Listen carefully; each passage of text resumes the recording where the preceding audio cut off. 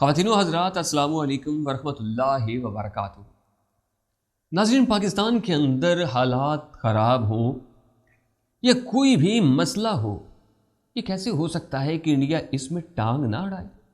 کیا آپ کی عقل اس بات کو تسلیم کرتی ہے؟ جب بھی پاکستان میں کوئی ایشو بنتا ہے تو جہاں تک بھارت کا زور چلتا ہے وہ پوری کوشش کرتا ہے کہ پاکستان کے حالات مزید خراب کیے جائیں۔ پچھلے دنوں پاکستان کے سعودی عرب کے ساتھ تعلقات خراب ہوئے تھے، یہاں تک کہ سعودی عرب نے اپنے پیسے واپس مانگ لیے تھے جو پاکستان نے سعودی عرب کو واپس کیے تھے۔ تو اسی وقت انڈیا کے آرمی چیف سعودی عرب کے دورے پر پہنچ گئے تھے، اور تاریخ میں پہلی بار ایسا ہوا ہے کہ انڈیا کے کسی آرمی چیف نے سعودی عرب کا دورہ کیا تھا۔ اس دورے کا صرف ایک ہی مقصد تھا کہ سعودی عرب کے پاکستان کے ساتھ معاملات مزید خراب کر دیے جائیں اور جا کر جلتی پر تیل کا کام کیا جائے تاکہ پاکستان اور سعودی عرب کے حالات خراب رہیں۔ ناظرین، اب پاکستان میں فرانس کے سفیر کا ایشو چل رہا ہے۔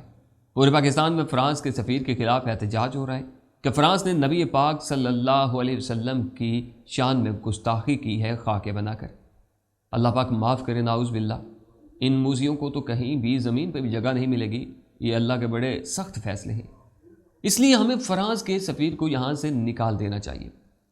ہم مسلمان ہیں، ہم نبی پاک صلی اللہ علیہ وسلم کی گستاخی کے بارے میں ایک لفظ بھی نہیں سن سکتے۔ اس لیے پاکستانی عوام سڑکوں پر نکلی ہے کہ فرانس کے سفیر کو یہاں سے نکال دیا جائے۔ فرانس کے سفیر کو نکالنے کے حوالے سے کل قومی اسمبلی میں قرارداد بھی جمع کروا دی گئی ہے۔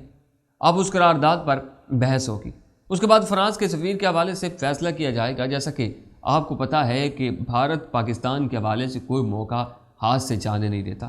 اب مودی نے فرانس کے ساتھ رابطہ کیا ہے اور کہا ہے کہ پاکستان آپ کے سفیر کو نکالنے جا رہا ہے۔ اگر پاکستان فرانس کے سفیر کو نکال دیتا ہے تو پھر پوری یورپی یونین کو چاہیے کہ وہ پاکستان کا بائیکاٹ کرے۔ انڈیا نے فرانس کو یقین دہانی کروائی ہے کہ ہم آپ کے ساتھ کھڑے ہیں۔ ناظرین، اس کے جواب میں فرانس نے انڈیا کو یقین دہانی کروا دی ہے کہ کسی صورت بھی پاکستان کو کوئی کنسیشن، کوئی رعایت FATF کے حوالے سے نہیں دی جائے گی۔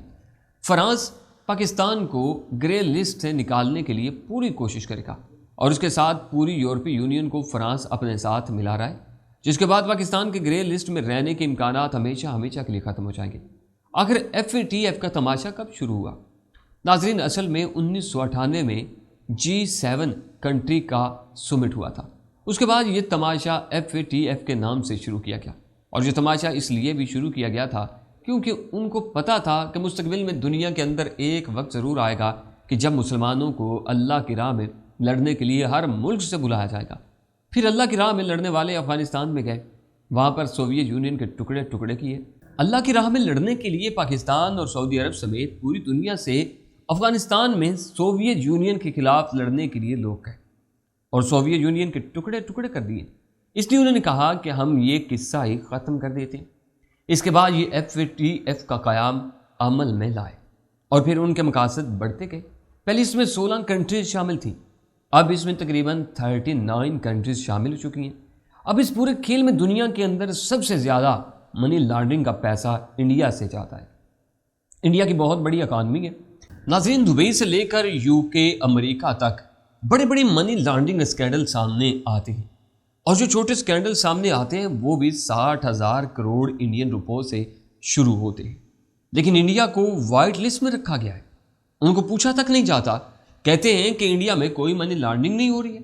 کچھ دن پہلے خبر سامنے آئی تھی کہ رافیل طیاروں کی ڈیل میں خود مودی نے کرپشن کی۔ کسی اور کو چھوڑے، انڈیا کے PM کا کرپشن اسکینڈل سامنے آیا تھا، لیکن یہ کہتے ہیں کہ انڈیا میں کوئی کرپشن نہیں ہے، اس لیے انڈیا کو وائٹ لسٹ میں رکھا ہے۔ ناظرین، جو حالیہ چند ہفتے پہلے FATF کا اجلاس ہوا ہے، اس میں انڈیا کو پاکستان کے دباؤ پر بلایا گیا ہے۔ اگر پاکستان دباؤ نہ ڈالتا تو یہ انڈیا کو نہ بلاتے۔ ناظرین، یورپی یونین کی تمام کنٹریز اصل میں فرانس کے ساتھ ہیں، اور فرانس نے پاکستان کو گرے لسٹ سے نکالنے پر کمپین چلانی ہے، کیونکہ فرانس نے پاکستان کو گرے لسٹ سے نکال کر بلیک لسٹ میں شامل کروانا ہے۔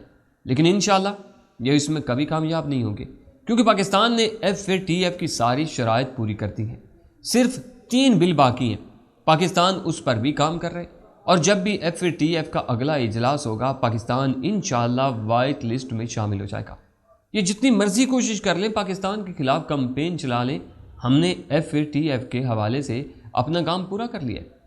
ناظرین، فرانس کی جانب سے مسلم کنٹریز کو بھی دھمکیاں دی گئی ہیں کہ اگر آپ نے فرانس کے سفیر کو پاکستان سے نکالنے پر پاکستان کا ساتھ دیا تو فرانس آپ کے ملک پر بھی پابندی عائد کر دے گا اور آپ کے ساتھ کوئی ڈیل نہیں ہوگی۔ دوسری جانب انڈین ایئر چیف عنقریب فرانس کا دورہ کرے گا اور اس کے ساتھ انڈیا کے انٹیلیجنس اداروں کے لوگ بھی جائیں گے، اور وہاں پر جا کر فرانس کو یقین دہانی کروائی جائے گی کہ آپ کے ساتھ رافیل کے بعد مزید ڈیلز کی جائیں گی، اور جو بھارت نے فرانس کے ساتھ بعد میں ڈیل کرنی تھی وہ ابھی سے شروع کر رہے ہیں۔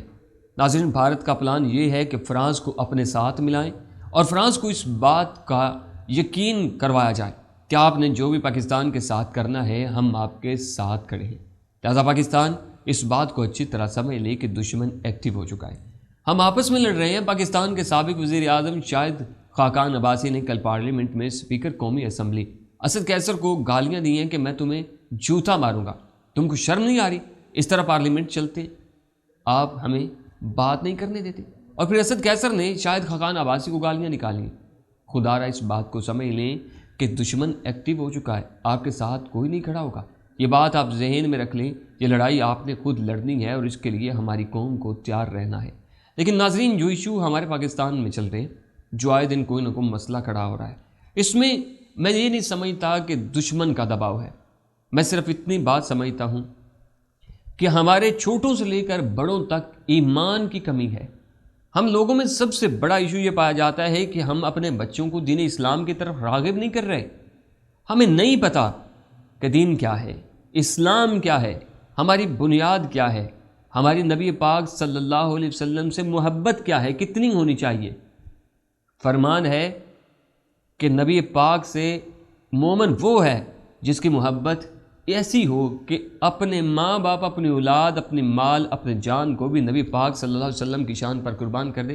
محبت وہ ہے، مومنیت وہ ہے۔ لیکن ہمارے پاس کیا ہے؟ ہمیں ڈر ہے، ہمیں کبھی گرے میں ڈالیں گے، بلیک میں ڈالیں گے، وائٹ میں ڈالیں گے۔ یار کیا کھیڑ بنا رکھی ہے تم لوگوں نے یار، جب اللہ کی ذات کریم نہیں چاہے گی۔ اب یہاں پہ پتہ کیا ہوگا، میں یہ باتیں کر رہا ہوں نا تو کچھ لوگ یہاں پہ بڑے بڑے کالمسٹ آ جائیں گے، بڑے بڑے دانشور، عقل مند، بڑی بڑی دلیلیں دیں گے، مجھے برا بھلا کہیں گے، بری بری باتیں کہیں گے، پتہ نہیں کیا کیا میرے نام رکھے جائیں گے۔ لیکن خوشی کی بات یہ ہے کہ بھائی تم لوگوں کو تنقید کرنی تو آتی ہے، چلو، اور کچھ نہیں آتا۔ تم لوگوں نے جانا کیا، سمجھا کیا؟ تم لوگوں نے بس صرف اتنا جانا ہے کہ جی اگلے بندے کو کرٹیسائز کرنا ہے، برا کہنا ہے، بھلا کہنا ہے، یہ نہیں سمجھنا کہ بات کیا ہو رہی ہے۔ اب ہم اپنے بچوں کو دینی تعلیم نہیں دے رہے، ہم دے رہے ہیں دنیاوی تعلیم۔ ہم چاہ رہے ہیں ہمارے بچے اوورسیز بنے، فلاں بنے، یہ کریں، وہ کریں، ایم اے کریں، ایم فل کریں، جتنی تعلیمیں ہم ساری حاصل کر لیں۔ لیکن قرآن مجید کے بارے میں قسم لے لیں، ہمارے گھروں میں ہمارے بچوں کو نماز تک کا نہیں پتہ کہ کتنی رکعت ہوتی ہیں، کتنی رکعت پڑھی جاتی ہیں، ان میں کیا کیا پڑھا جاتا ہے۔ جب ہمیں دین کا ہی نہیں پتہ، جب ہماری جد کیا ہے، ہماری بنیاد کیا ہے، جب ہمیں اسی کا نہیں پتہ، تو بھائی یہ دنیا تو ہمارے لیے ضلالت ہے، اس میں ہم کبھی بھی کامیاب یا سرخرو نہیں ہو سکتے۔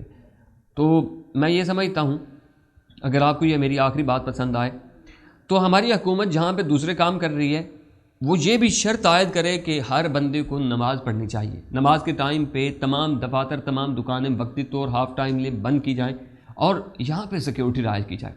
جہاں پہ یہ کرونا کی ڈرامے بازی شروع کی ہوئی تھی نا کہ کرونا پہ ماسک نہیں پہنا، یہ کر دینا، وہ کر دینا، بھائی لوگوں کو سیکیورٹی گارڈ لگا دو ہر جگہ پہ ایک ایک بندہ۔ کرونا کے لیے آپ نے پورے علاقے کو جو ہے نا وہ سیلز کر دیا تھا، تو ایسا کرو کہ لوگوں پہ یہ پابندی لگاؤ کہ جس بندے نے نماز نہ پڑھی، نماز کے ٹائم جو بندہ بازاروں میں پھرتا ہوا چلتا پھرتا نظر آ گیا، اسے 5 جوتے لگیں گے، اسے اتنا جرمانہ ہوگا، یہ ہوگا، وہ ہوگا۔ بھائی لوگوں کو مسجدوں کی طرف دھکیلو یا دین اسلام کی طرف جائیں، تفرقے بازی سے باز آئیں، تاکہ ہم نیکی کریں اور ہمارا رب ہم پہ رحم کرے۔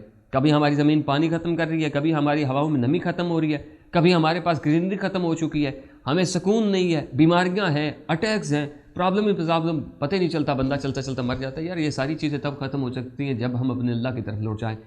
انشاءاللہ نئی ویڈیو نئی خبر کے ساتھ پھر حاضر دوں گا۔ اپنا بہت سارا خیال رکھیں، اللہ نگہبان۔